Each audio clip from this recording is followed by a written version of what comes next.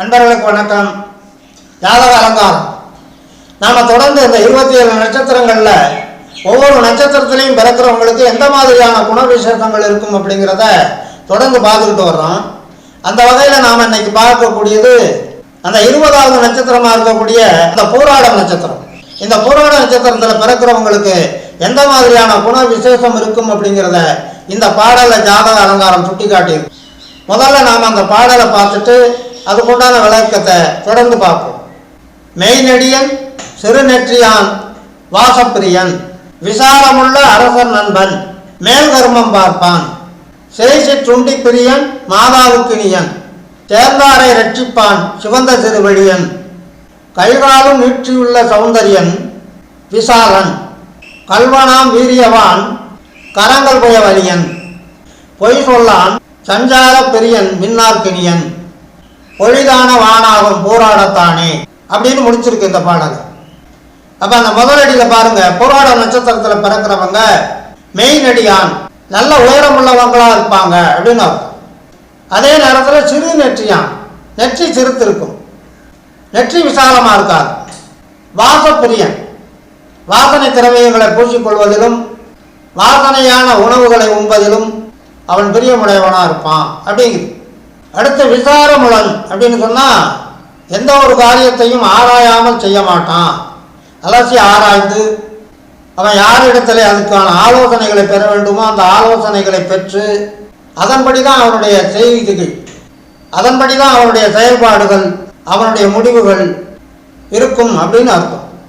அரசர் நண்பன் அப்படிங்கிற போது அரசு அதிகாரிகளோட நட்புடையவனாக இருப்பான், அரசியல்வாதிகளோட பிரியமுள்ளவனாக இருப்பான்.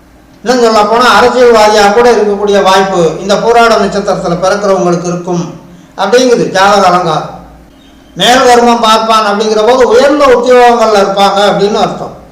கெஜெட்டட் அதிகாரிகளா அதிகாரமிக்க பதவிகளில் இவன் வேலை பார்க்கக்கூடிய வாய்ப்பு இந்த ஜாதகனுக்கு அமையும் அப்படிங்குது ஜாதக அலங்காரம்.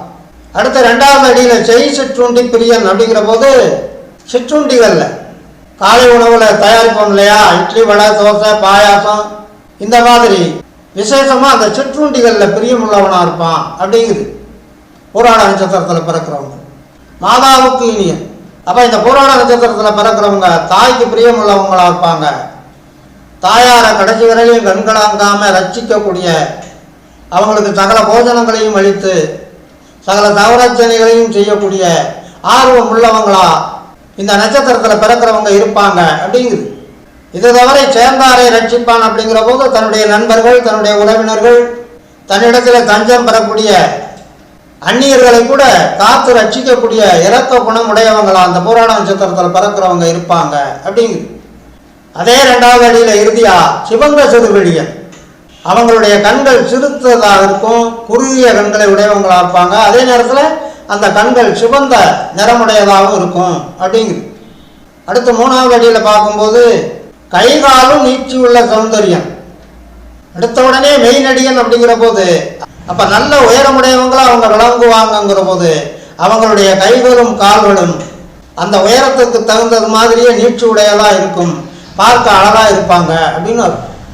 விஷாலம் அந்த ஜாதகனுடைய மார்பு விரிந்ததா, தோள்கள் நல்ல விரிந்த தோள்கள் உடையதா விசாலம் உடையதா விளங்கும் அப்படிங்குது.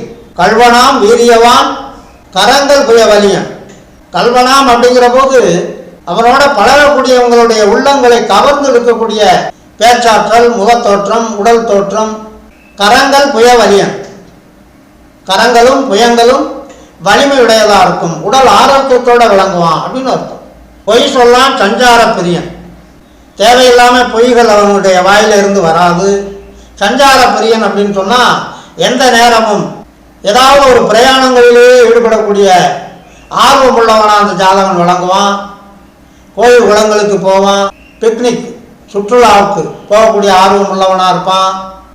அந்த மாதிரி எந்த நேரமும் சதா சர்வகாலமும் சஞ்சார பிரியனா அந்த போராட நட்சத்திரத்தில் பிறக்கிறவன் இருப்பான் அப்படிங்குது.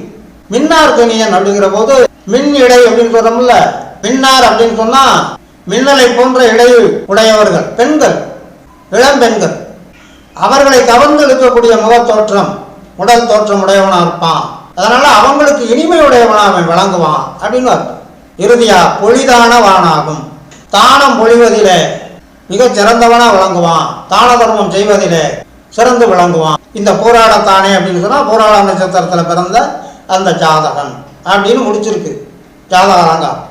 ஆக பொதுவாக போராட நட்சத்திரத்தில் பிறந்தவங்க இறக்க குணம் உள்ளவங்களா, எளிர் உடையவங்களா, நல்ல வலிமை உடையவங்களா, அரசியல் ஈடுபாடு உடையவங்களா, அரசாங்க அதிகாரிகளோட தொடர்பில் இருக்கிறவங்களா, நிறைய காரியங்களை சாதிக்கக்கூடியவங்களா விளங்குவாங்க அப்படின்னு இந்த ஜாதக அலங்காரம் இங்கே சுட்டிக்காட்டி இருக்கிறது என்று சொல்லி, இனி அடுத்த பாடலுக்கு உண்டான தெளிவான விளக்கத்தை காண தொடர்ந்து வாருங்கள், ஆதரவு தாருங்கள் என்று கேட்டு இந்த அளவோடு நிறைவு செய்கிறேன். நன்றி, வணக்கம்.